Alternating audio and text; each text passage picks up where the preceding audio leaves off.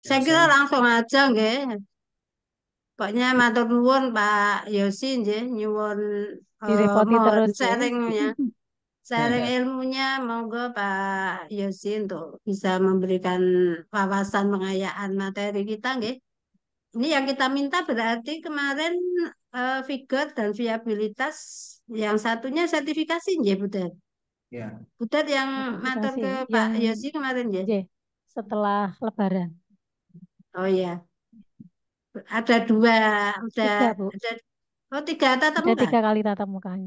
Oh gitu. J. Berarti menapa? Figur viability, sertifikasi sama Itu satunya yang, perbandingan di Kebijakan Indonesia, pemerintah. sistem oh perbandingan di nggih, Indonesia. J. nggih, nggih, nggih.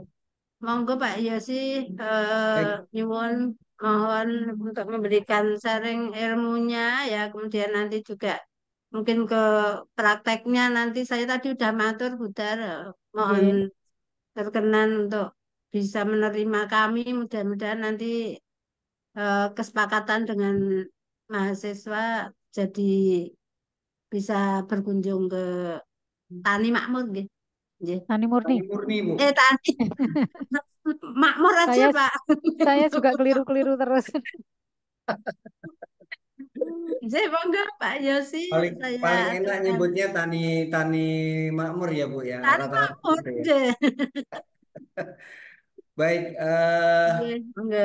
bentar ini saya belum izin tadi udah minta udah share duluan ini kelihatan nggak Bu anunya materi? Kelihatan, Kelihatan. kelihatan Bu Kelihatan. Pak. Oke, Nggih, oke. sudah, Baik, jadi sudah muncul, ini cuman belum di anu ya, belum di eh apa ini? Belum dibesarkan ya. oh belum dibesarkan. Atau sudah?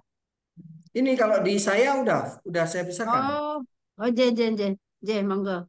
Sudah. Sudah ya. Oke. Baik, selamat siang. Bismillahirrahmanirrahim. Assalamualaikum warahmatullahi wabarakatuh. Waalaikumsalam. Eh, Warahmatullahi wabarakatuh. ya, ya yang saya hormati Bu Endah, kemudian Bu Darmanti selaku dosen pengampu mata kuliah teknologi benih ya Bu ya ini Bu mata kuliahnya. J leres, Pak. Ya, Teknologi benih. dan juga seluruh mahasiswa yang 37 kalau nggak salah ini partisipannya, mungkin yang 34 yang dari mahasiswa, saya mengucapkan terima kasih sudah hadir pada siang hari ini untuk eh, mendengarkan materi yang terkait viabilitas dan figur benih.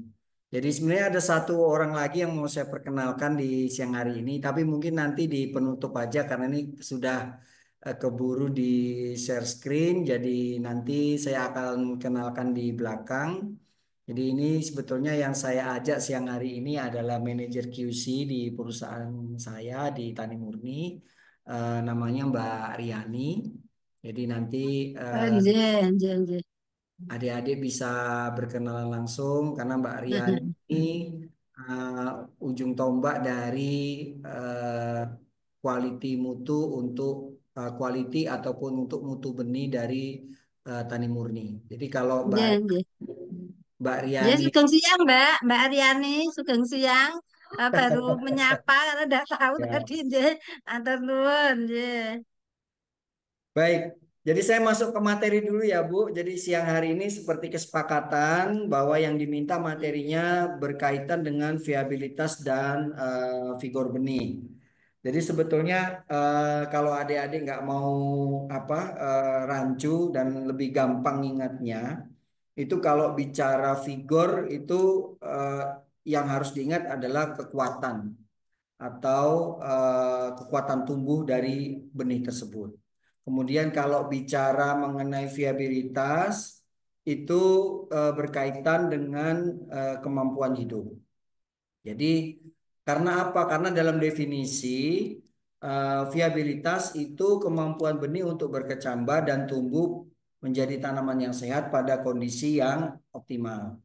Sementara vigor itu dia mengacu kepada kemampuan benih untuk tumbuh secara cepat dalam lingkungan yang tidak ideal. Sehingga di sini disebutkan, dinyatakan tadi vigor itu sebenarnya berkaitan dengan kekuatan benih untuk tumbuh, sementara viabilitas adalah kemampuan benih untuk tumbuh. Itu definisi umumnya yang gampang, supaya gampang ingatnya gitu ya. Kemudian yang lain-lain nanti biasanya akan tersambung dengan sendirinya itu ya. Jadi untuk viabilitas itu biasanya seringkali dinyatakan dalam persentase daya kecambah atau presentasi daya kecambah. Dan ini hampir semua produsen benih atau perusahaan benih yang menjual produknya itu mencantumkan ini persentase daya kecambah di dalam packing setiap produknya. Kemudian untuk vigor itu biasanya dinyatakan dengan parameter yang disebut indeks vigor. Nanti mungkin di sini di mata kuliah di di kampus sudah dijelaskan gimana cara menghitung persentase daya kecambah dan bagaimana cara menghitung indeks vigornya. Kemudian di sini hubungan viabilitas dan vigor itu apa? Gitu. Kenapa dua kalimat ini seringkali disebut secara bersamaan gitu? Kebetulan kok memang antara viabilitas dan vigor ini enak nyebutnya jadi satu kalimat gitu ya, viabilitas dan vigor benih gitu ya. Padahal ini sebetulnya memang berkaitan, tetapi maksud dan definisinya berbeda. Jadi kalau vigor itu dia menilai potensi pertumbuhan benih bila ditanam di lingkungan asli yang belum tentu ideal. Sementara viabilitas itu menilai kemampuan benih untuk berkecambah pada lingkungan ideal yang sudah terstandar. Benih harus viabel untuk menunjukkan vigor. Dan benih yang bervigor tinggi adalah pasti itu benih yang viabel. Tetapi benih yang viabel itu belum tentu memiliki vigor yang baik. Itu ya yang membedakannya. Kemudian ini di sini juga ada sedikit tambahan informasi yang membedakan viabilitas benih dan vigor. Jadi kalau viabilitas itu ditunjukkan oleh pertumbuhan benih atau gejala metabolismenya, sedangkan informasi yang didapat dari hasil pengujian viabilitas biasanya germinasi benih pada kondisi tertentu, ya, pada kondisi yang ideal. Sementara untuk vigor benih itu ditunjukkan oleh daya simpan, kecepatan tumbuh, ketahanan terhadap penyakit, keseragaman benih, juga kemampuan benih menjadi tanaman yang tumbuh dan berproduksi baik. Nah, vigor ini berbanding terbalik dengan waktu. Jadi biasanya semakin bertambahnya umur benih, vigornya akan semakin turun. Semakin lama benih itu disimpan, itu biasanya vigor benihnya akan semakin turun. Kemudian vigor benih itu diindikasikan dengan tolak ukur laju perkecambahan dan keserempakan tumbuh. Kemudian faktor-faktor yang berpengaruh terhadap viabilitas dan vigor benih. Ini ada beberapa Pak, hal. menurut saya Bu, Pak Pak Yosi Ya, belum jalan deh anunya. oh ya, PT-nya slide-nya memang nggak jalan ya? belum itu kalau saya. Yang lain nggak tahu apa sudah ya? Sama Ibu, nggak Ya, gerak. belum, Bu. Oh, Belum, belum, belum, belum belum, Pak Yosi. Jalan ya? belum di Oh ya. Jalan. slideshow juga. Belum di slideshow mungkin ya, belum jalan nih.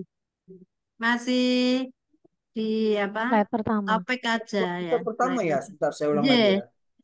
iya. Oh,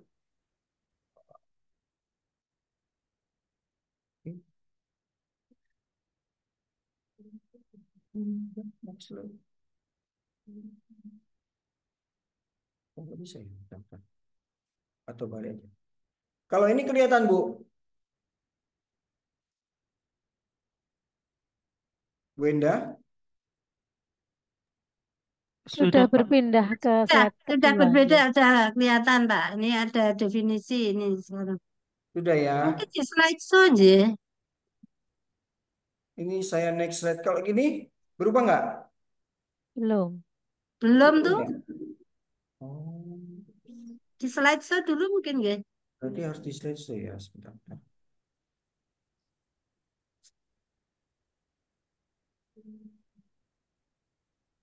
Sudah, ini sudah saya slideshow ini Bu. Ada bedanya nggak? Ada Pak. Ada ya. Sudah, ini sekarang sudah. Sudah sampai slide ketiga ya. Jadi ini penjelasan saya tadi sampai di perbedaan antara viabilitas dan vigor. Ini berbeda nggak Bu? Jalan nggak? Ya, jalan Pak. Jalan ya. Jadi itu saya ulang lagi sedikit untuk viabilitas benih itu biasanya ditunjukkan oleh pertumbuhan benih dan gejala metabolisnya. Kemudian informasi yang didapat dari viabilitas itu biasanya hasil pengujiannya berupa data angka germinasi benih pada kondisi tertentu. Sementara untuk vigor itu ditunjukkan oleh daya simpan, kecepatan tumbuh, ketahanan terhadap penyakit, dan kemampuan benih menjadi tanaman untuk tumbuh dan berproduksi dengan baik. Nah, vigor benih ini berbanding terbalik dengan waktu. Jadi semakin bertambahnya umur benih, vigornya semakin turun. Semakin bertambahnya umur simpan, juga vigornya bisa semakin turun. Kemudian diindikasikan vigor benih ini dengan tolak ukur biasanya laju perkecambahan dan keserampakan tumbuh. Semakin cepat benihnya berkecambah, itu kita akan menyebut vigornya semakin bagus atau semakin tinggi. Dan semakin seragam suatu benih itu bisa tumbuh, itu berarti benih tersebut memiliki vigor yang baik, yang tinggi. Oke, ini kelihatan Bu? Saya ganti. Faktor-faktor yang Ya, berpengaruh terhadap kelihatan Pak. Oke. Faktor-faktor yang berpengaruh terhadap viabilitas dan vigor benih. Ini ada beberapa hal. 5 hal ini yang biasanya menjadi penyebab cepat turunnya suatu viabilitas dan vigor suatu benih. Salinitas, kemudian ada temperatur, ada media simpan, kemudian ada kadar air benih, dan juga kelembapan. Baik, nah sekarang gimana cara menguji viabilitas? Ya. Jadi uji viabilitas itu dapat memberikan manfaatnya, memberikan penilaian langsung terhadap benih yang kita uji.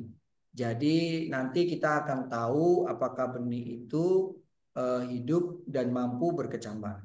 Nah, acuan untuk melakukan pengujian ini tidak sembarangan. Acuan ini sudah dibikin oleh ISTA. Jadi nanti metode-metode pengajuannya kita tidak boleh bikin dengan standar kita sendiri, tapi harus mengacu pada ISTA rules. Baik. Jadi untuk uji viabilitas biasanya kita mengerjakan dengan 2 hal. Yang pertama kita lihat dari uji daya berkecambahnya. Gunanya adalah untuk menentukan potensi perkecambahan suatu lot benih. Dan yang kedua dengan melakukan pengujian garam tetrazolium. Ini pendugaan cepat dalam melakukan pengujian potensi perkecambahan suatu benih. Baik, sekarang kita bahas mengenai uji daya berkecambah. Bagaimana teknis melakukan pengujian untuk daya berkecambah. Jadi tahap pertama biasanya kita melakukan sampling benih melalui pengambilan contoh benih, kemudian jumlahnya itu ada 100 butir atau 100 benih dengan 4 replikasi atau 4 ulangan. Kemudian benih tadi kita tabur di dalam media dan kita setting suhunya itu berkisar antara 20 dan 30 derajat Celcius. Jadi pergeserannya biasanya mengikuti kondisi di luar ya. Kalau suhunya itu siang itu kita set di 30, kemudian malam kita set di 20. Nanti silih berganti. Kemudian berikutnya ada inkubasi di dalam germinator dan yang terakhir nanti yang kelima setelah waktu perkecambahannya selesai kita harus evaluasi kecambahannya. Kemudian selain uji daya kecambah itu nanti kita bisa uji viabilitas benih melalui teknik uji tetrazolium. Ini menggunakan sejenis garam tetrazolium yang itu berwarna dengan alur kerja. Yang pertama kita siapkan benih keringnya, kemudian kita lembabkan, kemudian boleh juga kita tusuk atau kita potong atau tidak pun juga tidak apa-apa. Nanti benih-benih tersebut yang sudah kita siapkan samplingnya kita rendam dengan larutan tetrazolium dengan konsentrasi 1%. Nah, kemudian nanti setelah kita tunggu waktu tertentu, hasilnya baru nanti kita evaluasi cambarnya. Nah, ini adalah waktu perendaman dan konsentrasi tetrazolium. Nah, ini data ini, sumber ini sudah divalidasi oleh BPPP, MB, TPH. Jadi sudah terstandar gitu, harus seperti ini caranya. Jadi catatan khususnya adalah waktu perendaman itu dikurangi bila suhunya dinaikkan hingga 40 Celcius. Kemudian waktunya bisa ditambah bila suhu diturunkan hingga 20 derajat Celcius. Kemudian konsentrasi tetrazolium tergantung dari komoditas, tetapi umumnya yang digunakan adalah 1%. Ya. Jadi ini ada tabel yang kita ambil dari Staru juga. Berdasarkan spesiesnya itu waktu perendamannya pada suhu 30 derajat itu berbeda-beda. Jadi untuk padi dia hanya cukup 2 jam, untuk kapsikum dia 6 jam, untuk zea mais itu dia 2 jam, kukumis 18 jam, seterusnya 18 jam, Solanum melonina dia 18 jam. Jadi ini sudah ada aturannya. Nah, kemudian ini contoh dari penampakan benih setelah direndam. Jadi setelah direndam nanti kelihatan warna yang dihasilkan itu menentukan definisi atau kategori benihnya. Jadi semakin terang atau semakin seragam warna merahnya yang terserap oleh benih, itu berarti dia memiliki viabilitas yang bagus atau figur yang bagus. Tapi semakin ke kanan, semakin banyak bagian yang putih yang tidak menyerap tetrazolium. Ini berarti benih tersebut dinyatakan abnormal atau bahkan mati atau tidak bagus viabilitasnya. Nah, berikutnya kita bicara mengenai figur benih. Jadi di dalam ISTA 2021 itu figur benih itu dijelaskan merupakan karakteristik benih yang menggambarkan aktivitas dan penampilan suatu lot benih melalui kemampuan berkecambarnya pada kondisi lingkungan yang luas. Kondisi lingkungan yang luas ini artinya kondisi lingkungan yang tidak ideal pun tetap mampu untuk tumbuh. Gitu ya. Nah, karakteristik dari figur benih ini apa yang biasanya kita jadikan catatan? Yang pertama biasanya adalah kecepatan dan keserampakan perkecambahan benih dan pertumbuhan kecambahnya. Kemudian yang kedua, kemampuan perkecambahan benihnya pada kondisi lingkungan yang tidak optimal.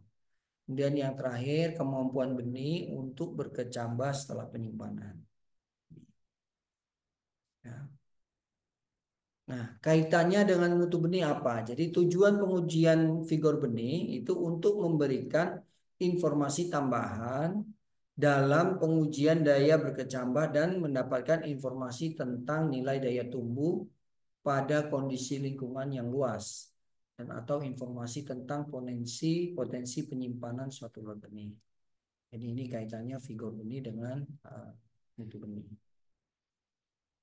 Kemudian tadi saya sudah menjelaskan mengenai cara pengujian untuk viabilitas. Nah, kali ini saya akan memberikan informasi mengenai teknik yang dilakukan untuk melakukan uji vigor.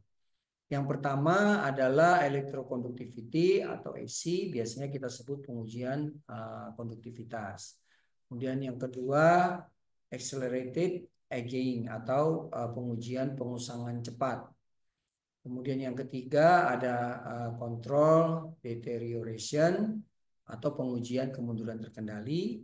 Dan yang terakhir ada radical emergence atau pemunculan radikular. Nah, untuk uji vigor ini juga sudah divalidasi oleh ISTA. Dan daftar komoditas yang sudah divalidasi ada di slide ini. Jadi tidak semua komoditas itu bisa dilakukan pengujian vigor.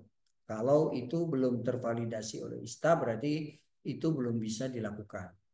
Jadi ini dikonfirmasi di sini bahwa untuk teknik konduktivitas itu boleh dilakukan untuk kedelai, buncis, kacang polong, lobak, dan kacang Arab.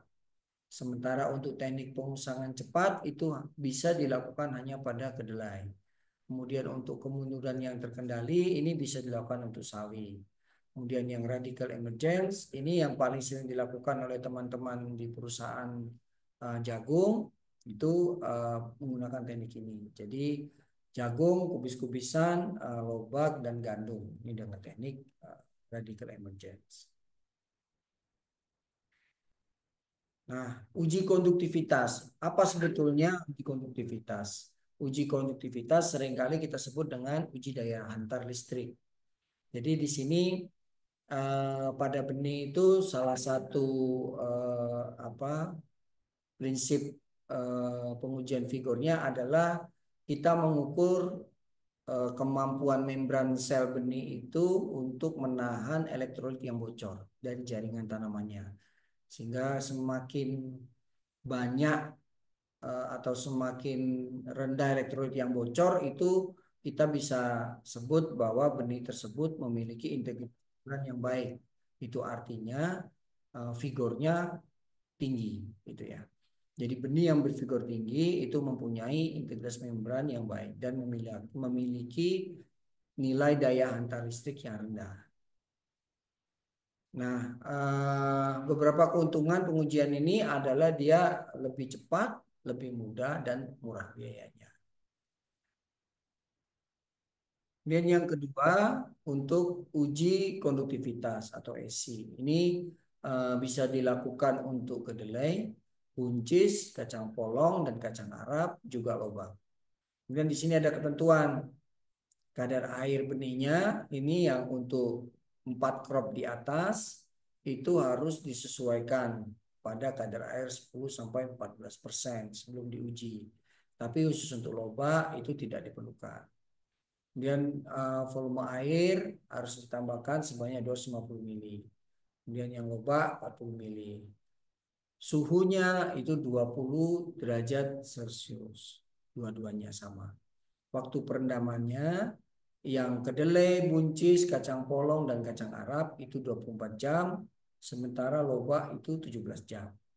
Jadi aturan ini bukan dibuat oleh Lab Tani Murni, tapi ini dibuat oleh ISTA Rule 2021. Jadi kita hanya melaksanakan mengikuti aturan atau standar yang sudah ditentukan.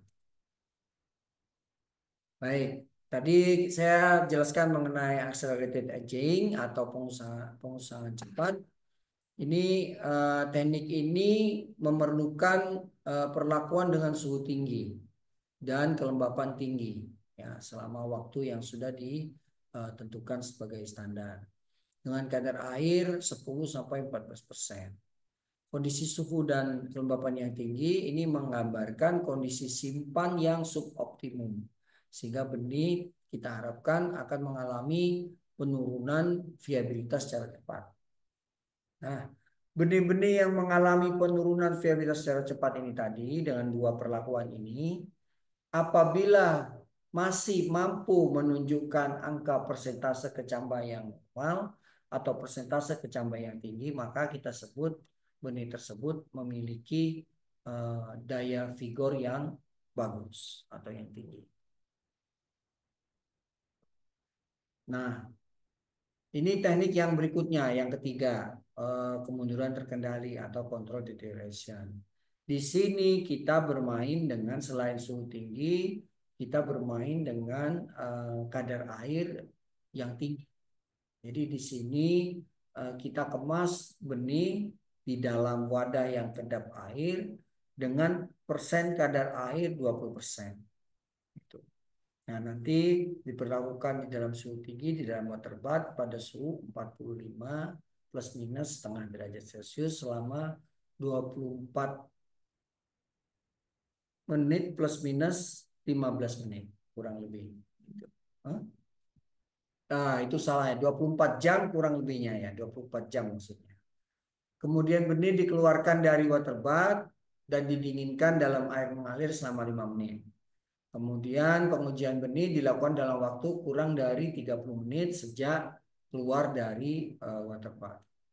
Benih yang memiliki persentase kecambaran normal sampai tinggi setelah perlakuan control deterioration ini menunjukkan vigor yang tinggi. Nah, jadi ini gambaran kerjanya seperti ini. Jadi di sini benih ditimbang, kemudian tahap yang hari pertama, kemudian ditambahkan di situ 20%, sehingga kadar airnya menjadi 20%, kemudian diratakan di dalam tube roller dan disimpan 24 jam. Setelah itu hari berikutnya dicek beratnya, kemudian benih disimpan di dalam paket aluminium foil yang atasnya juga kita seal, kita tutup paketnya, dan kemudian kita perlakukan dengan penyimpanan dengan suhu tinggi atau kita rusak jaringan membran selnya.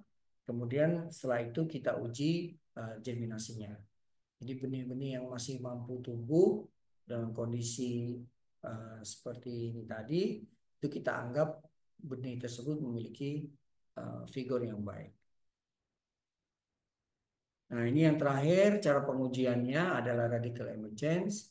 Ini bisa dilakukan untuk kubis-kubisan, lobak, jagung, dan gandum. Media perkecambahan ada teknik kipas, printed papers, ada teknik top of paper, ada teknik between paper. Aplikasinya juga sudah ditentukan oleh ISTA. Untuk kubis-kubisan 2 ulangan dengan masing-masing 100 butir. Untuk lobak 4 ulangan dengan masing-masing 50 butir. Untuk jagung 8 ulangan dengan masing-masing 25 butir. Dan untuk gandum 4 ulangan dengan masing-masing 50 butir. Suhu perkecambahannya 20 derajat Celcius rata-rata. Tapi khusus untuk gandum ini hanya 15 saja. Kemudian kriteria evaluasinya adalah ketika radikulanya tumbuh. Jadi radikulanya sudah mulai menembus kulit benih. Itu kriteria bahwa benihnya memiliki angka vigor yang bagus. Dan yang berikutnya dia menghasilkan radikula dengan panjang 2 mm. Ya. Jadi itu 2 mm ya, bukan 2 meter, mohon maaf itu typo. Nah, waktu pengamatan ada 30 jam, ada 40 jam, dan untuk jagung ini ada beberapa 66 jam dan 144 jam, 144 jam, kemudian untuk gandum 48 jam. Nah, dan ini contohnya. Ini yang paling kiri, benih yang belum tumbuh sama sekali. Yang nomor 2 dari kiri itu baru mulai germinasi. Kemudian yang ketiga radikalnya keluar 2 mm, dan yang keempat itu yang sudah normal. Baik, terima kasih. Itu yang bisa saya sampaikan terkait dengan materi pada hari ini. Saya kembalikan waktunya ke Bu Enda atau ke Bu Darmanti. Monggo silakan. Terima kasih, Bu. Assalamualaikum warahmatullahi wabarakatuh.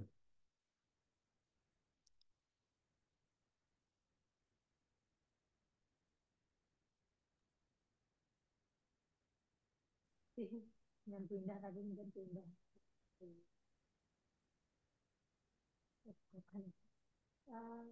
Bisa saya lanjutin? Pelan banget. Bu Dar, kok suaranya pelan banget ya? Halo, sudah Oh, kedengaran? Oh, ternyata ini saya ngomong Prof. ya Indah udah ada. mute. Monggo putar apa saya? Ternyata saya juga masih mute. Prof. Indah aja tadi yang. Oh iya. Nggih. Eh, adik-adik mahasiswa, saya harapkan masih semangat ya mendengarkan paparan dari Pak Yosi tadi jadi penyampaian materi tentang figure and viability. Jadi kemarin pada saat kuliah saya hanya menyampaikan cuman sebentar kemarin ya. Jadi sebenarnya kita masih pengenalan saja untuk viabilitas dan figure. Jadi tadi kan viabilitas itu dari viable itu artinya hidup ya. Jadi untuk menguji saja bahwa embrio di dalam biji itu masih hidup gitu ya. Tapi kalau figur itu lebih ke kemampuan untuk berkecambahnya, kemudian tadi dihubungkan dengan daya simpan, keserempakan, keseragaman, kecepatan berkecambah begitu ya. Nah, tadi Pak Yosi sudah menyampaikan terkait uji, uji viabilitas dan figur, kemudian apa tadi perbedaan figur dan viabilitas, kemudian teknik-tekniknya bagaimana, teknik pengujiannya bagaimana. Nah, saya harapkan dari eh, mahasiswa bisa memahami dan untuk lebih eh, jelasnya, silahkan mahasiswa diberi kesempatan untuk menyampaikan eh, pertanyaan-pertanyaan ke Pak Yosi. Silahkan untuk memanfaatkan waktu ini sebaik mungkin ya, karena ini nanti masuk materi materi ujian ya. Silahkan dari mahasiswa. Permisi Pak Yosi izin bertanya. Ya, ini Mas Bima ya. Nggih, Bu. Ya, Eh, Mas Bima, tadi, silahkan. nggih. Tadi yang pengujian figur kan ada 4 metode. Untuk standarisasi uji figur, apakah perlu menggunakan semua metode atau satu aja cukup atau ada standarnya nggak, Pak? Ya, yang lain silahkan.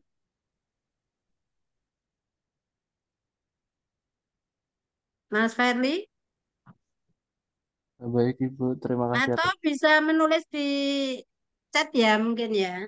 Oh, nggih, Bu, saya tulis di chat aja. Ya. Enggak, langsung aja. Kalau udah langsung, langsung aja. Oh, nggih, Bu. Ya. Baik, terima kasih Prof. Enda atas kesempatannya. Sebelumnya perkenalkan Bapak, nama saya Felis Vanda Prastio dengan NIM akhir 005. Saya izin bertanya Bapak, tadi kan di uji viabilitas dengan tetrazolim itu kalau tidak salah setelah dilakukan pelembapan biji ya, tadi itu ada yang perlakuannya tuh dengan cara penusukan, pemotongan dan tidak dilakukan apa-apa. Nah, kira-kira tuh ada tujuan khususnya nggak ya Bapak dilakukan apa penusukan atau pemotongan itu dan misalnya tidak dilakukan penusukan atau pemotongan itu perbedaannya apa dengan yang dilakukan penusukan atau pemotongan seperti itu Bapak. Terima kasih. Ya. Silakan. Yang lain menyusul. Silakan. Ada Baik, yang lain. Ini ada Mbak. Silakan. Perkenalkan dulu namanya. baik, nama saya Herlina Setiawati. Saya izin bertanya Bapak untuk tadi pada uji daya kecamba diterangkan pada urutan ketiga bahwa perlu men-setting suhu 20 derajat ataupun 30 derajat tergantung waktu ruangan tersebut. Saya izin bertanya, apakah suhu tersebut bisa digunakan pada semua jenis biji, baik yang bertekstur lunak ataupun yang keras, atau suhu tersebut hanya untuk beberapa jenis biji saja? Lalu, apa alasan memilih suhu 20 dan 30 derajat tersebut pada saat pensettingan suhu? Terima kasih. Ya. Masih ada yang lain? Atau menyusul? Mungkin tiga dulu ya, Pak Yosi. Ya, Nanti baik. yang lain menyusul. Ya, baik. Alright. Ini gimana Bu Enda langsung Ya, ditanya ya? dari tiga pertanyaan dulu tadi Pak Yosi. Baik.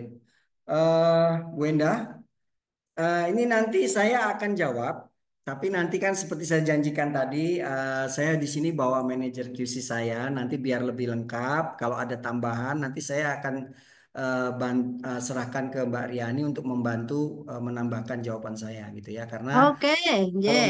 Mbak Riani ini kan beliau lebih teknis dan lebih detail untuk pemahaman mengenai konsep ini gitu. Jadi biar adik-adik yang nerima informasi ini dapat informasi lebih lengkap gitu tujuannya Ya, ya. siap. Ya. Baik. Siap Pak Tapi Yosi. ya, saya akan bantu jawab dulu. Yang pertama dari Mas Bima. Itu tadi menanyakan apakah untuk teknik pengujian itu apakah harus dilakukan semua atau cukup salah satu. Jadi itu boleh milih salah satu aja mana yang dirasa paling gampang dan paling memungkinkan untuk dilakukan. Biasanya kan pertimbangannya adalah satu masalah waktu, mana yang lebih cepat. Yang kedua yang biasanya biaya. Kemudian yang ketiga terkait dengan peralatan ya. Biasanya pertimbangannya itu. Kita milih teknik-teknik itu tergantung dari kemampuan kita. Silakan pilih yang paling simple yang mana. Kemudian yang berikutnya pertanyaan dari Verly, Verly ya ini ya. Ini kan ada teknik penusukan ataupun pemotongan sebelum perendaman dengan tetrazolium. Jadi ini teknik ini ada juga yang tidak diperlukan. Artinya boleh jadi benih itu yang tidak perlu ditusuk, tidak perlu dipecahkan, langsung direndam gitu. Jadi ini sebetulnya berkaitan dengan tipikal dari benihnya. Jadi khususnya untuk benih-benih yang berkulit keras, kemudian yang memiliki lapisan lemak yang apa, yang banyak, itu biasanya tidak bisa kita langsung apa rendam. Ini perlu kita pecahkan sedikit kulitnya untuk supaya pada saat perendaman nanti larutan tetrazolium tadi itu bisa terserap oleh benih gitu. Sehingga pengujiannya bisa lebih tepat, hasilnya bisa lebih valid gitu ya. Kemudian tadi pertanyaan yang terakhir dari Mbak Herlina Setiawati untuk suhu itu 20 sampai 30 derajat Celcius ini apakah bisa digunakan untuk semua jenis benih atau tidak? Nah, sampai sejauh ini saya belum bisa jawab di apa ya secara pasti apakah ini bisa atau tidak karena yang kami lakukan di sini pengujiannya kita ngikut aturan itu sebagai standar atau acuan dari ISTA. Jadi kita tidak pernah menguji dengan menggunakan batasan suhu yang di bawah anjuran ataupun yang di atas anjuran. Sehingga kita hampir semua benih sayuran yang kita produksi di sini kita menggunakan range-nya antara 20 sampai 30 derajat Celcius. Dan ini hasil ini juga sudah kita pakai pada saat kita melakukan uji profisiensi atau uji banding dengan tim dari Cimanggis maupun dengan BPSB setempat. Ini sudah dinyatakan bisa diterima hasilnya. Jadi kita terus terang untuk suhu melakukan pengujian di bawah ini atau di atas ini kita belum pernah lakukan. Ya, itu jawaban dari saya. Mbak Riani ada yang mau ditambahkan? Silahkan adik-adik mahasiswa kalau ada yang belum puas. Tadi Mbak Herlina, Mas Ferli, Mas Bima. Sudah? Ini ada yang di chat, Bu Indah. Ya. Pertanyaan di chat. Yang raise hand juga masih ada Oh kayaknya ya, ya. Yang raise. Monggo Bu siapa ya kalau mau menambahkan monggo loh Bu. Nanti silahkan langsung aja. Ini masih ada beberapa yang raise hand ini ya. Mbak Aurora tadi ya ada kayaknya ya. Mbak Aurora, terus Mbak Dian Anggi, Mari Rotul. Mari Rotul, Mari Rotul. Silakan, mau siapa dulu? Halo Ibu, Mbak Aurora ada ya? Ini Mbak Dian yang mau tanya dulu. Mbak Dian, monggo silakan. oke baik. Suara saya terdengar jelas nggih? Ya, Oke, di sini saya punya dua pertanyaan Ibu. Yang pertama, ini adakah dasar untuk menentukan waktu perendaman dengan tetrazolium? Tadi itu saya mengamati kalau di padi dan jagung itu yang masih satu family, waktu perendamannya sama. Sedangkan di cabai dan solanum, walaupun satu family, tapi solanum itu lebih lama. Terus pertanyaan saya yang kedua, eh, apakah ada ambang batas di mana benih itu tidak dapat dipulihkan lagi? Seperti itu. Terima kasih.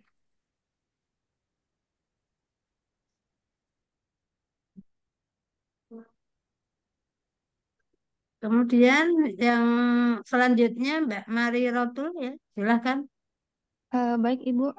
Sebelumnya, apakah suara saya bisa terdengar jelas? Ya, terdengar. Eh, Baik, perkenalkan nama saya Marirotul Aisara dengan NIM 137.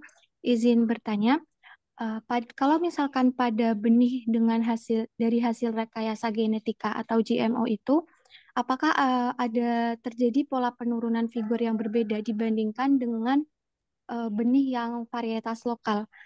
Dan apakah uji viabilitas sama figurnya itu berbeda atau sama atau misalkan ada teknik khususnya gitu Ibu. Sekian, terima kasih. Ya,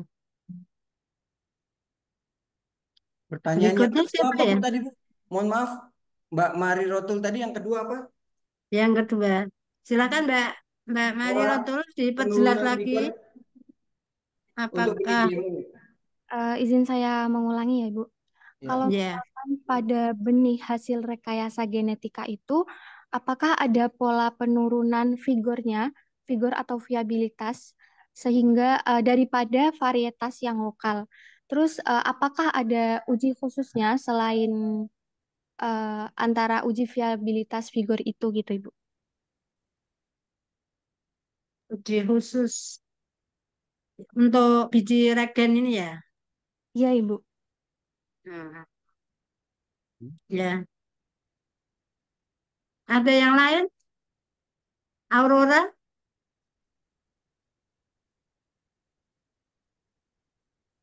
silakan Mbak.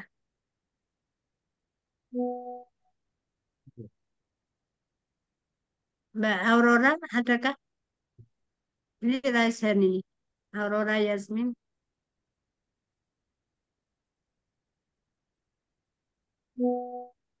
Halo, Aurora ada enggak ya? Sepertinya Untuk Aurora, tidak. pertanyaannya sudah ada di obrolan itu. Oh, Aurora sudah. Mari Rotul berarti yang belum. Loh, Mari Rotul udah Bu. Oh, apa di chat ya mungkin ya? Di chat Aurora Yasmin. Aurora Yasmin di chat ya? Ya,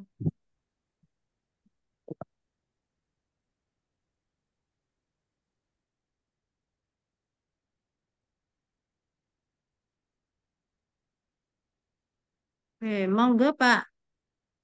Yang di chat monggo Bu. Dari ini punya saya kok. Baik, Bu Enda, mungkin saya jawab dari Mbak Aurora dulu ya. Ya, Ya, tadi kan ada dua pertanyaannya. Yang pertama nanti yang terkait dengan lamanya apa tadi perlakuan perendaman. Nanti biar dijawab langsung oleh Mbak Riani. Nah, yang saya oh, nanti nggak saya tahu ini. akan ya karena ini agak teknis ya pertanyaannya. Yang kedua ditanyakan apakah ada ambang batas di mana benih itu tidak bisa dipelihara lagi? Ya, jawabannya ada. Jadi ambang batasnya itu biasanya kita lihat ketika benih itu sudah tidak viabel. Artinya kita coba, kita uji germinasi, dia sudah tidak tumbuh, berarti itu kita nyatakan bahwa benih itu sudah berakhir atau sudah expire. Biasanya kalau benih-benih yang eh, penyimpanan dengan masa simpan yang lama, terlalu lama, atau disimpan dengan kondisi lingkungan yang tidak baik, itu akan cepat sekali turun sehingga tidak bisa didapatkan hasil yang optimal lagi pertumbuhannya. Benih-benih seperti ini biasanya kita tidak kita maintenance ya, yang sudah tidak bagus. Nah, untuk yang eh, Mbak siapa tadi, Mari Rotul, itu pertanyaannya Ya. terkait benih GMO ya. Nah, setahu saya untuk benih GMO ini pola penurunan vigornya itu konsepnya sama dengan benih-benih yang normal ya. Jadi artinya biasanya kalau untuk vigornya atau viabilitasnya itu sangat tergantung dengan 5 poin yang tadi sudah saya sampaikan. Jadi ada salinitas, temperature, media simpan, kadar air benih, kemudian kelembapan. Nah, khusus untuk vigoritas itu tadi saya sampaikan bahwa dia sangat benih itu sangat vigornya sangat berbanding terbalik dengan waktu. Jadi biasanya semakin lama itu dia disimpan, itu vigor benihnya semakin turun. Nah, tetapi ada juga dalam case-case tertentu, contohnya untuk jagung ataupun padi yang itu benihnya benih baru, tetapi indeks vigornya ternyata lebih rendah dibanding benih yang disimpan sudah lama. Itu bisa kejadian seperti itu. Nah, hal ini bisa terjadi seperti ini disebabkan biasanya dari faktor eh, pada saat benih dirawat di lapangan. Artinya, apakah di sini nanti ada pressure dari lingkungan, entah itu dia keterbatasan dari airnya ataupun pupuknya, ataupun pada saat pasca panennya itu ada kesalahan dalam treatment ini, perlakuan-perlakuan dalam proses benih ini itu bisa mengakibatkan viabilitas benihnya turun dan juga indeks vigor benihnya itu turun. Jadi itu. Kemudian kalau ditanya apakah ada uji khusus antara eh, benih yang biasa dengan benih yang GMO, ini jawabannya tidak. Jadi cara teknis pengujiannya itu sama antara benih yang biasa maupun benih yang GMO. Nah, untuk yang pertanyaannya Mbak Aurora yang pertama nanti akan dibantu oleh Mbak Riani. Silakan Mbak Riani. Baik, pertanyaan Ya, Aurora. dasar waktu perendaman tetrazool. Sebelumnya ini kalau di lab kami pengujian tetrazolium itu kan dilakukan untuk melakukan Dan saya Bu, Mbak, ya mungkin suaranya kurang jelas ya. ya baik Bu, sudah terdengar Bu? Ya, Ya sudah ya Bu? ya, ya, bisa Bu. Oh ya baik. Saya ulangi untuk pertanyaan Aurora mengenai dasar waktu perendaman untuk Pertanyaan. pengujian tetrazolium, ya. Nah, untuk di lab kami biasanya pengujian tetrazolium itu kan kami lakukan untuk pengecekan cepat ketika benih yang kita uji daya kecambahnya itu ternyata tidak tumbuh gitu Bu. Jadi kita harus cek dulu apakah sebenarnya benih itu tuh benar-benar mati atau hanya dorman.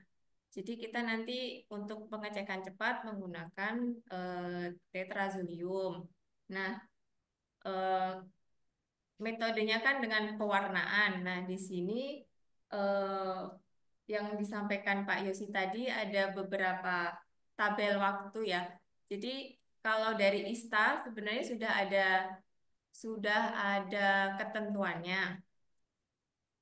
Ketentuannya itu sesuai tabel tadi. Nah, dari dari dari balai kita kan juga mengacu kepada Balai Besar Cimanggis itu melakukan metode validasi juga. Jadi dari standarnya ISTA akan dilakukan validasi. Jadi eh, karena setiap uji tetrazolium itu juga berpengaruh pada varietas. Jadi setiap varietas meskipun komoditas sama tapi varietasnya berbeda, itu akan mempengaruhi juga bagaimana kecepatan pewarnaan tetrazolium. Jadi nanti dari Balai Besar biasanya akan melakukan validasi sebenarnya yang cocok untuk benih-benih di Indonesia itu waktunya berapa lama. Nah, itulah kadang kita memakai juga prosedur yang dari balai besar seperti yang di tabel tadi ya. Jadi untuk dasar waktu perendamannya sebenarnya kita mengikuti metode yang sudah terstandar aja baik dari ISTA maupun dari validasi balai besar Cimanggis gitu. Ya, gitu Mbak. Tadi yang tanya itu Mbak Dian ya. Mbak Dian, gimana Mbak Dian? Sudah cukup puas? Oke, baik. Izinkan, ya baik. Perkenalkan saya Diana G, Bu, yang tadi bertanya mengenai perendaman. Ya. Berarti itu tidak tidak hanya dalam family ya, Bu, tapi dalam tergantung varietasnya juga ya berarti ya. Ya, bisa jadi kita misalkan tadi ada tuh apa prosedur juga Cabai. ada notes ya kalau misal ditambah waktu perendaman di waktu bentar, ini, Waktu temperatur rendah, tambah ya, misal waktunya waktu dingin ini waktunya. bila suhu dinaikkan 40 derajat. Jadi sebenarnya kita juga bisa melakukan uji coba juga kira-kira yang pas untuk setiap varietas cabai A itu berapa di waktu berapa dengan suhu berapa seperti itu. Ya. Eh, artinya tadi kan pertanyaannya apakah dasar waktu perendaman itu berdasarkan jenisnya juga gitu Nje. Jadi struktur biji kan mungkin ada yang lunak, ada yang keras. Itu terkait dengan itu atau enggak, tuh, Rian? Kalau Durian. tentu sebenarnya juga mungkin dari validasi eh, Cimanggis juga menentukan itu ya Bu. Jadi dulu saya Ya. juga pernah ikut pelatihan untuk eh, apa pewarnaan ini memang ketebalan kulitnya terus apakah perlu pemotongan atau tidak itu kan juga mempengaruhi pewarnaan karena kan dasarnya eh, kalau tetrazolium kan metabol apa ya untuk prinsip dasarnya kan untuk mengetahui metabolisme apa respirasinya gitu ya Bu. Jadi kalau eh, kulit yang semakin tebal kan nanti justru akan menghambat proses apa pewarnaan itu tadi. Jadi memang ada pemotongan dan tidak. Ya. Waktu perendaman lamanya juga untuk lapisan kulit lemaknya juga yang Ya. setiap kan berbeda Ya. Ya, tebalan. betul. Jadi struktur struktur kulit bijinya tetap mungkin mempengaruhi ya untuk transportasi atau absorpsi senyawanya ya. Yang Nah, ya. eh ada yang lain mungkin? Masih ada kah dari adik-adik mahasiswa? Mohon maaf, Prof. Endah, yang di chat sepertinya belum Oh, yang ada di yang chat jawab. Iya. eh Butar nyun nyun dibacakan mungkin ya. Oh Saya tuh iya, chat saya ini kok chat saya kok nggak muncul ini. iya. Ini pertanyaan, maaf suara saya kedengaran ya? Kedengaran Bu Iya. Pertanyaan pertama itu dari Ahmad Muzaki. Ahmad Muyaki. Iya, produksi dalam skala besar, metode apa yang paling cocok? Untuk produksi dalam skala besar, metode apa yang paling cocok dan simple yang diambil untuk mewakili yang akan diuji? Apakah ada metode untuk menentukan jumlah minimal yang mewakili seluruh biji yang diproduksi? Baik, Bu Dar ini kayaknya saya jawab satu-satu aja lah ya, biar nggak Iya, monggo. numpuk ya. Oke. Iya, Baik, ini pertanyaan dari Mas Ahmad Muzaki. Muyaki. Ini saya juga lihat anunya apa chatnya ini. Ini yang dimaksud produksi dalam skala besar ini metode yang paling cocok. Ini maksudnya metode untuk apa? Kalau untuk metode pengujian viabilitas itu biasanya kita dengan sampling. Jadi kita melakukan pengambilan contoh benih. dari satu lot benih yang kita hasilkan, kita ambil sampling dari contoh benih dari lot tersebut.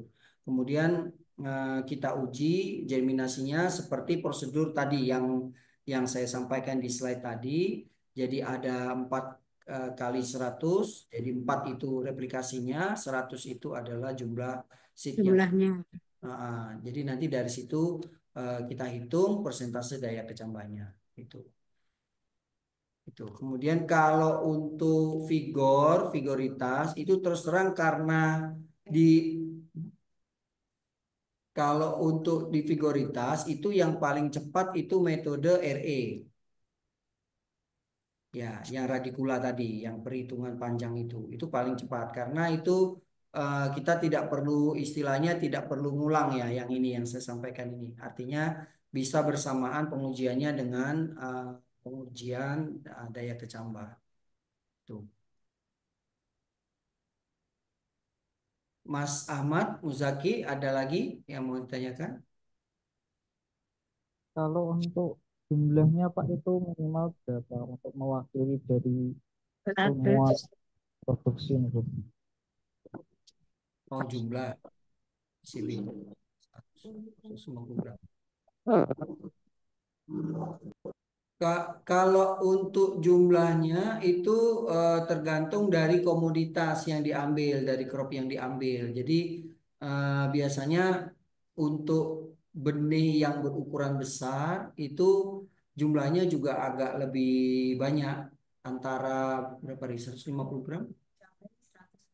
Nah, jadi kalau untuk cabai itu 150 gram.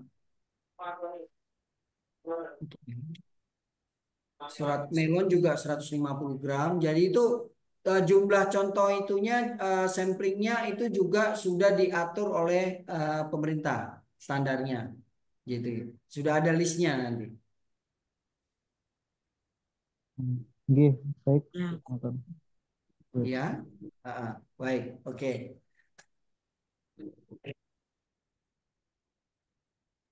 Oke, makasih ya Pak. Ya, sama-sama Mas. Ya, berikutnya. Udah. Berikutnya dari Aurora Jasmine tadi dijawab ya. Beberapa kendala yang dialami petani kentang di Dieng itu harga pupuknya semakin naik, juga maraknya obat palsu yang beredar. Pertanyaan pertama, apakah viabilitas dan vigor yang tinggi itu bisa mengurangi ketergantungan terhadap pupuk? Dan yang kedua, apakah ada teknik untuk rekayasa benih agar tidak perlu pupuk atau obat? Jika ada, apakah ada aksesibel untuk petani? Dan yang ketiga, petani kentang yang rumahan begitu kan untuk menanam. Gimana maksudnya? Ini maksudnya untuk petani rumahan ya, bukan bukan skala luas gitu mungkin ya. Itu bagaimana cara untuk mengetahui viabilitas, vigor dan viabilitasnya, seperti itu. Saya kira itu tiga pertanyaan dari Mbak Aurora. Pak Yosi, monggo. Baik, mungkin yang pertama dulu ya ini. Apakah viabilitas dan vigor yang tinggi itu bisa mengurangi ketergantungan terhadap pupuk? Kalau ketergantungan sih menurut saya viabilitas dan vigor ini dia tidak tidak bisa menghilangkan. Karena sebetulnya viabilitas dan vigor ini merupakan indikator terhadap kualitas benih saja. Jadi ketika dia benih ini viable, itu berarti ini benih ini jaminan, merupakan jaminan bahwa benih ini masih bisa hidup atau masih mampu tumbuh jika ditanam di kondisi lingkungan yang sesuai dengan kondisi pertumbuhan idealnya. Kemudian untuk vigor sendiri, apakah itu kalau dia tanaman itu atau benih viabel itu vigornya bagus, berarti dia bisa tumbuh di kondisi lingkungan yang kurang ideal. Tetapi untuk penggunaan pupuk itu tetap diperlukan. Jadi bukan berarti benih yang viabel, benih yang vigor, kemudian tidak perlu diberi pupuk karena masa hidup tanaman itu kan cukup apa ya, cukup lama sehingga tetap membutuhkan suplai makanan atau suplai nutrisi dari luar. Gitu. Itu yang jawaban yang pertama. Kemudian yang kedua, apakah ada teknik untuk rekayasa benih agar tidak perlu pupuk atau obat? Jika ada, apakah itu aksesibel untuk petani gitu ya. Sampai saat ini saya belum pernah dapat informasi suatu teknik rekayasa benih yang tidak memerlukan bantuan sarana produksi seperti pupuk atau obat karena ini sebetulnya adalah elemen yang berbeda. Jadi saprodi atau pupuk atau obat ini merupakan apa ya, sarana produksi yang dari eksternal bukan dari internal benihnya sehingga ini termasuk kesuburan tanah dan lain-lain itu sebenarnya hal yang berbeda gitu. Jadi kalau kita di benih kita bisa merekayasa benih untuk mempertahankan vigornya, viabilitasnya, bahkan kualitas genetiknya. Tetapi semua itu tidak akan muncul, tidak akan bisa dirasakan manfaatnya apabila karakter atau kondisi lingkungannya, kemudian perawatannya dan semua persyaratan tumbuhnya itu tidak terpenuhi dengan baik. Nah, kami dari benih biasanya bisa merekayasa itu karakteristik-karakteristik yang terkait dengan genetik. Tetapi kalau yang dipengaruhi oleh faktor lingkungan dari luar itu biasanya kita nggak bisa gitu. Jadi ini belum ada ya yang bisa rekayasa benih untuk meminimalisir atau menghilangkan penggunaan pupuk atau obat di dalam budidaya gitu ya. Kemudian yang ketiga petani kentang rumahan untuk menanam benih tidak tahu benihnya bagus atau tidak sehingga paling tidak menentu apakah uji figur sama itu sudah petani. Oke, untuk benih kentang ini memang agak berbeda dengan benih sayuran ya, karena benih kentang ini kan dia berasal dari umbi. Ya, jadi apa untuk pengujiannya terus terang saya belum pernah melakukan untuk kentang ini, tapi konsepnya harusnya sama dengan sayuran. Biasanya memang itu ada teknik penyimpanan khusus yang dia harus mempertahankan apa kualitas umbinya sehingga nanti viabilitas atau vigornya tetap bisa bagus. Biasanya kecenderungannya ada di kadar air ya, kontrol kadar air. Tapi untuk detailnya bagaimana saya mohon maaf untuk kentang kebetulan saya belum pernah mengerjakan atau belum pernah melakukan. Saya kira itu Mbak Aurora yang bisa saya sampaikan. Apa ada lagi yang mau ditanyakan?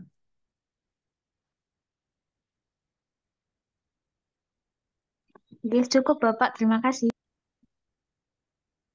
Baik, terima kasih. Masih ada yang lain, Bunda? Ini chat saya kebetulan enggak muncul ini enggak tahu. Sudah, Bu Indah. Sudah Ya, yang chat hanya 2. yang chat 2. Mungkin dari mahasiswa lain ada yang masih mau menanyakan?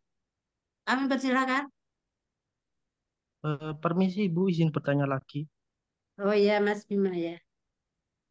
Itu Bu, terkait tadi yang uji perendaman larutan tetrasul itu semisal tadi kan 4 kali kali sama 100 Bu. It- itu Pak, semisal viabilitas yang ideal itu berapa persen Pak? Terus kan tadi semisal kita mau menilai kualitas benih, tapi datanya belum ada di ISTA itu gimana nggak Pak?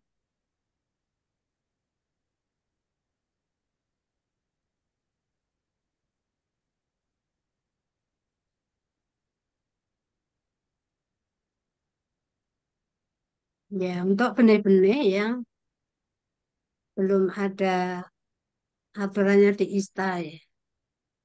Apakah Hmm. kita bisa menentukan jumlahnya sendiri atau dengan modifikasi yang ada di ISTA Kalau ya? Mas Bima, kalau untuk pengujian viabilitas itu kita nggak ada masalah. Artinya untuk benih sayuran, hortikultura khususnya, itu sudah diatur semuanya dan itu tidak ada masalah untuk Hmm. viabilitas. Karena viabilitas itu indikatornya kan hanya daya kecambah, ya. Nah, Iya. tapi yang jadi masalah itu di vigor, Hmm. vigoritas, ya, atau indeks vigor. Jadi untuk vigor ini tidak semua sayuran atau tidak semua benih sayuran itu memiliki acuan dari ISTA. Sehingga kami dari perusahaan benih itu tidak wajib mencantumkan data atau hasil pengujian indeks vigor di dalam packing kami gitu. Jadi di awal saya sampaikan yang penting benihnya itu viable, ya. Jadi viable Hmm. itu artinya benihnya mampu tumbuh atau dijamin tumbuh apabila berada di dalam kondisi lingkungan yang ideal. Gitu. Nah, kewajiban kami sebagai perusahaan benih adalah memberikan informasi kondisi ideal itu seperti apa, gitu. Makanya di dalam packing itu kita seringkali jelaskan benih varietas ini cocok ditanam misalnya di dataran rendah, dataran menengah, atau dataran tinggi. Itu biasanya salah satu yang kami informasikan dalam itu. Tapi khusus untuk uji vigor itu untuk perusahaan benih yang tidak ada acuan dari ISTA itu kita tidak wajib menyampaikan. Itu. Hanya kalau yang ada dalam acuan seperti tadi bisa di apa tadi di jagung ya kalau nggak salah tadi itu sudah ada acuannya itu memang beberapa teman-teman perusahaan jagung itu memang melakukan pengujian itu dan biasanya eh, karena validasi dari ISTA itu menyarankan dia metodenya RE radical emergence biasanya radical emergence ini metode yang dilakukan untuk teman-teman yang jualan benih jagung. Kira-kira itu Mas Bima tambahan informasi dari saya. Oh iya, Mas. Ya Pak, Pak Terima kasih. Yosi, gitu. Pak Yosi Bu Wendah ya. Ya.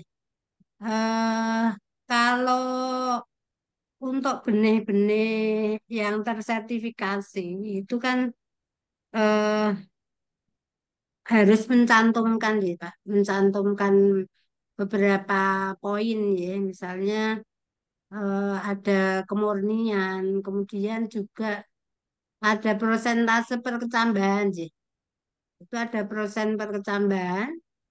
Tapi untuk viabilitas dan untuk vigor ini malah tidak ada sih Pak. Nah, kapan untuk uji viabilitas dan vigor itu diperlukan ya? Karena nek di apa itu pelabelan yang benar-benar tersertifikasi itu kayaknya emang ada Pak itu untuk viabilitas dan vigor.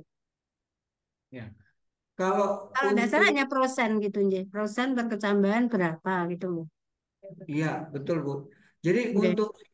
kalau untuk viabilitas itu sudah bisa diwakili datanya dengan persentase daya kecambah. Hmm. Oke. Ya, persentase daya kecambah itu biasanya sudah mencerminkan viabilitas dari benihnya.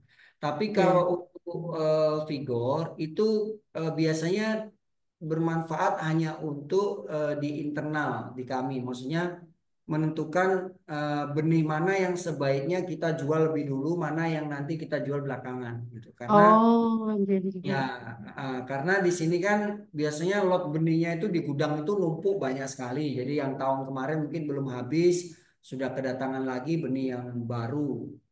Nah, untuk menentukan mana yang harus kita jual lebih dulu, biasanya ini kita di internal menggunakan uji vigor.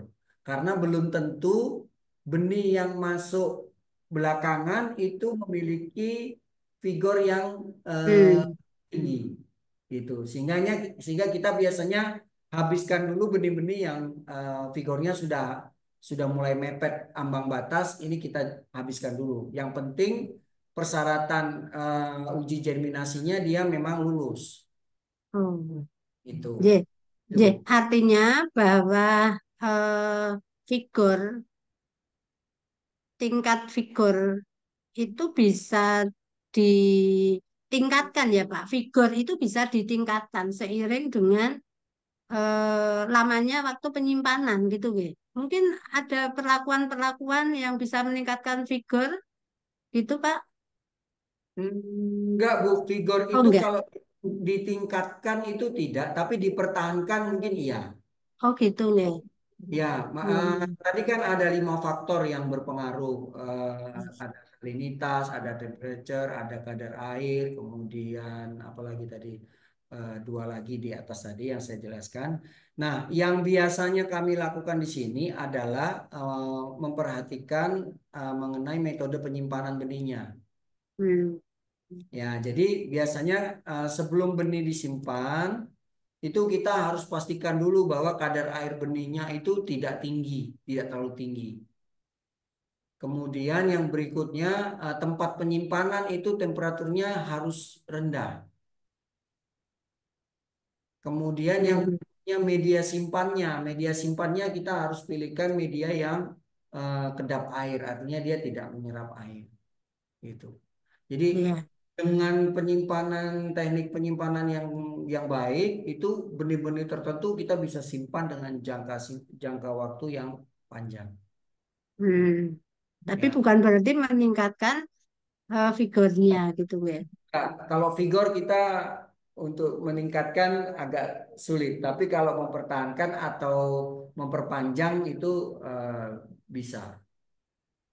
Oke. Kalau benih-benih yang disimpan lama itu kira-kira untuk uji vigor viability-nya itu bisa dilakukan berulang-ulang atau hanya sekali saja gitu, Pak. Ya, Mungkin bisa diuji periodik gitu. iya, betul Bu. Jadi Ya. untuk benih-benih yang tidak habis terjual, itu biasanya kami melakukan standar pengujian rutin tes namanya. Hmm. Itu kita Hmm. lakukan 6 bulan sekali Bu. Hmm. Jadi, Jadi baik itu terutama untuk pengujian viabilitasnya atau daya kecambahnya. ya. Ya, kita uji itu sekali. Ya, mungkin ada lagi yang mau ditanyakan. Terima kasih. Sudah, sudah Ini mungkin tadi sepertinya ada Mbak Dia apa ya yang present tadi. Mbak Mbak siapa Mbak Dian? Dia. Halo Mbak Dia. Dia. Tadi yang resen. Eh, iya Ibu, tadi Oh iya dia, terakhir ya. kepencet tapi nggak apa-apa. Saya jadi nanya juga deh. Perkenalkan nama saya Dia Jagatul Mahfuza, izin bertanya.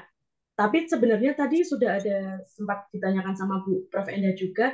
Jadi saya izin memastikan saja. Tadi kan di salah satu uji kalau nggak salah itu tetrazoin ya.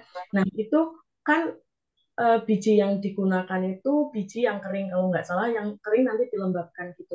Nah, izin bertanya berarti untuk pengujian bijinya itu biji yang misalnya bijinya baru diambil itu terus dikeringkan dengan teknik tertentu atau biji yang sudah disimpan gitu untuk uji yang tetrazoinnya.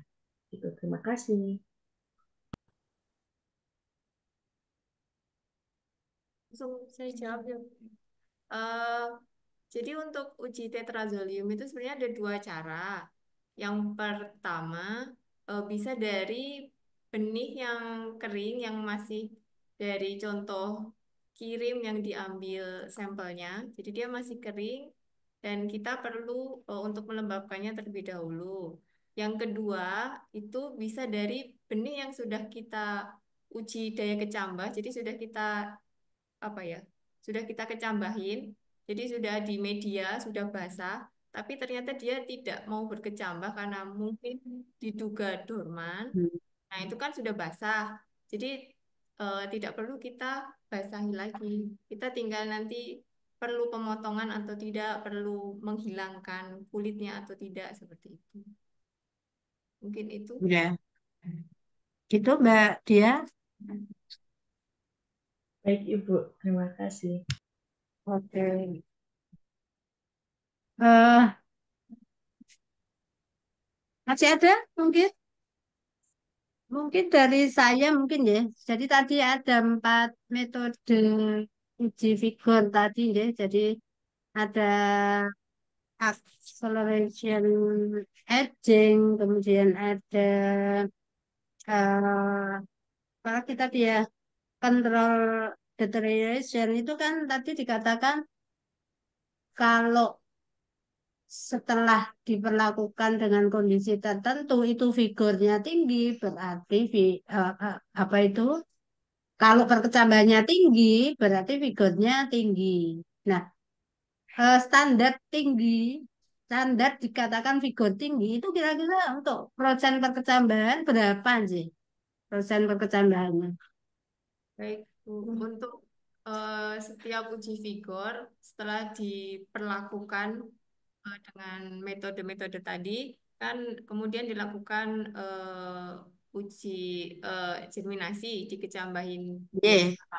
Nah, untuk standarnya kita mengikuti standar Kementan itu, Bu. Jadi standar misalkan kalau persyaratan teknis minimalnya untuk benih cabai, misalnya untuk dia berkecambah kan minimal 85%.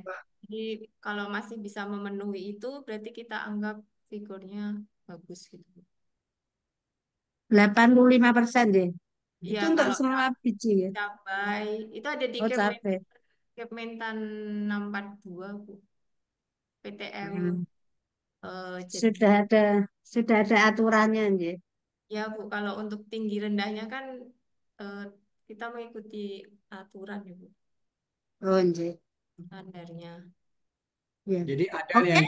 ada yang dinamakan persyaratan teknis minimal. Nah, Oh, jadi benih yang boleh kita jual itu adalah benih-benih yang sudah melewati persyaratan teknis minimal. Artinya di atas standar persyaratan teknis minimal baru boleh kita jual. Jadi kalau di bawah itu nanti kita nggak boleh jual itu. Gitu. Dan biasanya kami di perusahaan ini biasanya PTM kita itu selalu di atas PTM yang dipersyaratkan oleh pemerintah. Jadi contohnya untuk hibriditas, kalau pemerintah itu mempersyaratkan di 85%, biasanya kami malah 95%, bahkan 95%. iya, iya. Berarti sudah ada standarnya tuh, ya. Iya, jadi di internal Ya, kami Bu. pun, di luar aturan yang dibuat oleh pemerintah, di internal kami pun kami sudah menentukan sendiri berapa standar yang memperbolehkan kita menjual dan berapa yang enggak gitu. Pak Yosi, matur nuwun. Mungkin masih ada tambahan? Silakan, masih ada waktu. Mohon maaf, Prof. Enda, izin masuk. Ya, Mas Izin, Ferli ya. Ibu, izin mengingatkan Ibu untuk absen Oh pertemuan iya, ini belum. absennya belum ya. Mas Uki mungkin bisa bantu ya, nanti ngabsenkan. Silakan kalau masih ada. Itu saya absenkan. Sudah cukup? Bu Darmanti mungkin ada tambahan?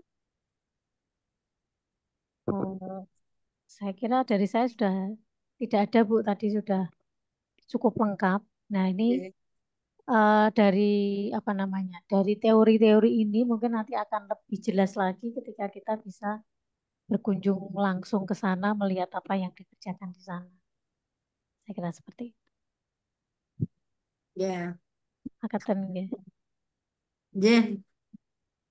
Kalau sudah tidak ada, mungkin bisa kita akhiri ya, Bu Darmanti.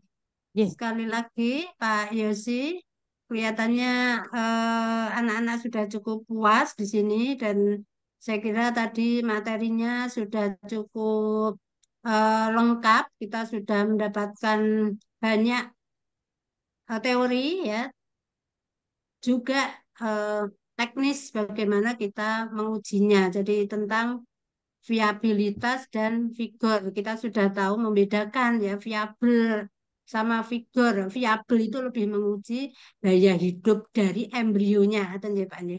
Daya hidup dari embrionya. Ya, jadi saya kira sudah disampaikan dan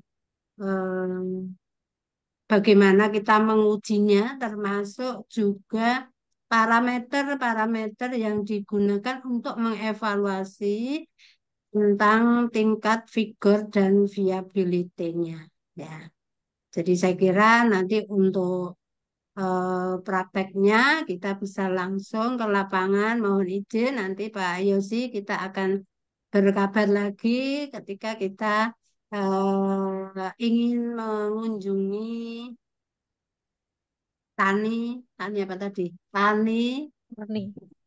Tani murni. Oh, nanti berkenan deh Pak Yosi seperti Ya, tahun yang lalu dan eh, saya kira saya berharap Pak Yosi tetap mau berkenan untuk bisa membantu kami ya karena kita sudah berapa kali ya sudah 2 kali ini ya saya kira 2 atau 3 kali ya 2 kali. menghadirkan Pak 2 kali ya. Mohon berkenan nanti Pak Yosi untuk tidak bosan-bosan tetap memberikan pengayaan materi untuk mahasiswa kami ya Pak Yosi. Sekali lagi saya ucapkan banyak terima kasih pada Pak Yosi dan Bu Riani ya. Bu Riani ya, dan semua tim staf di Tani Murni. Ya. Itu je Pak Yosi je. baik Saya Bu kira Endah. sudah cukup. Mungkin Bu Darmanti mau menambahkan? Ya, Monggo. ucapan terima kasih yang tak terhingga ini pada Pak Yosi. Baru- Mohon maaf ya. Karena kita memang memerlukan apa namanya dosen dari dunia Praktisi industri, ya. ya. Dari industri ini sebagai pelengkap untuk apa namanya materi yang diberikan ke mahasiswa seperti Ya, J.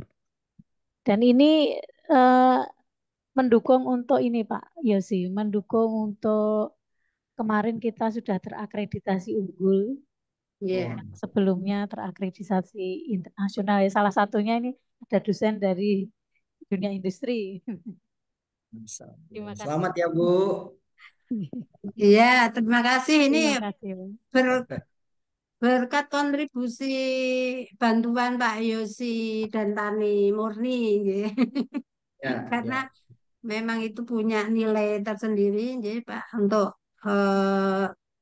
dosen dari praktisi ya, betul ya. Dosen dari Betul, Bu. praktisi Dari itu praktis. sangat sangat membantu Pak itu. Poin-poin penting itu juga Pak.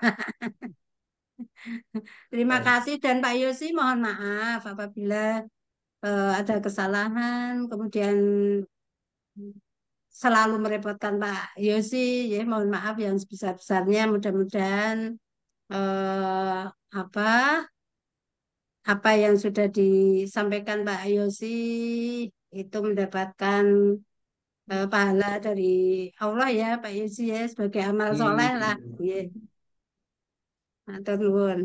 Sami-sami Bu Endah, Bu Ya, Darmanti. ya. Saya kira sudah cukup ya. Ya, Kita akhiri ya. Assalamualaikum warahmatullahi wabarakatuh. Waalaikumsalam warahmatullahi wabarakatuh. Terima Saya kasih izin Bu. pamit ya Bu. Makasih Ya, semuanya. matur nuwun. Terima kasih.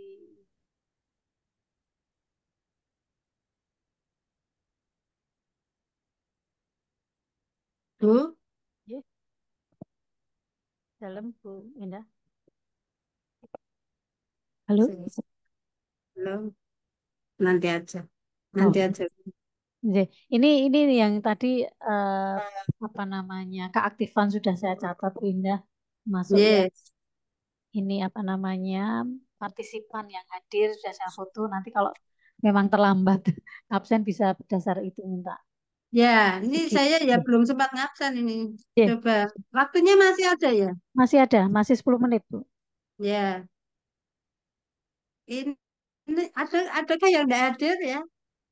Hadir semua ya? Sepertinya hadir semua 40 orang. Oh, ternyata mahasiswanya 40. Saya ingat saya itu 32. 40. Enggak, Bu, 40-an ya. 40. Hadir semua berarti ya?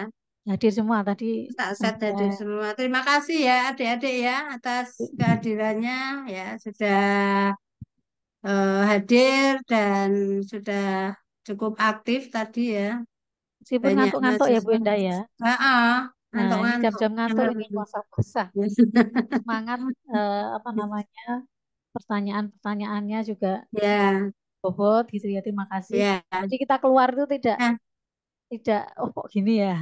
Tetap ya, apa namanya nilainya dinilai orang tuh ya. bakal Oh, tadi sama. materinya enggak diminta bukan Oh, nanti. nanti saya minta Bu. Nanti saya minta. Iya. Materinya nanti Biasanya terus dia diminta dikirim Bu. adik-adik yang perlu diingat ini materi figur dan viabilitas itu tetap digunakan sebagai bahan untuk UTS ya.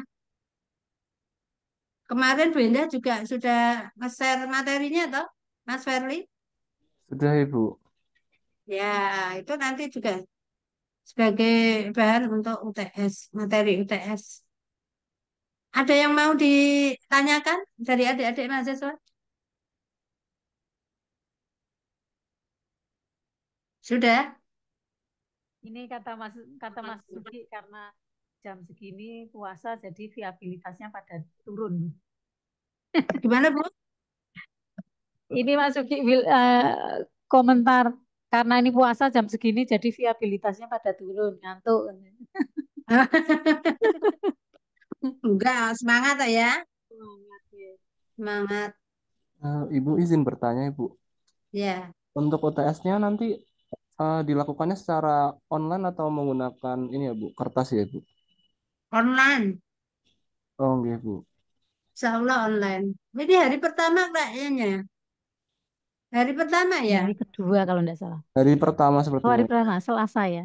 Iya, Hari pertama. Ya, Selasa. Online tapi hadir di kampus seperti biasa ya. nggih, Bu. Mm-mm. Saya hadir semua.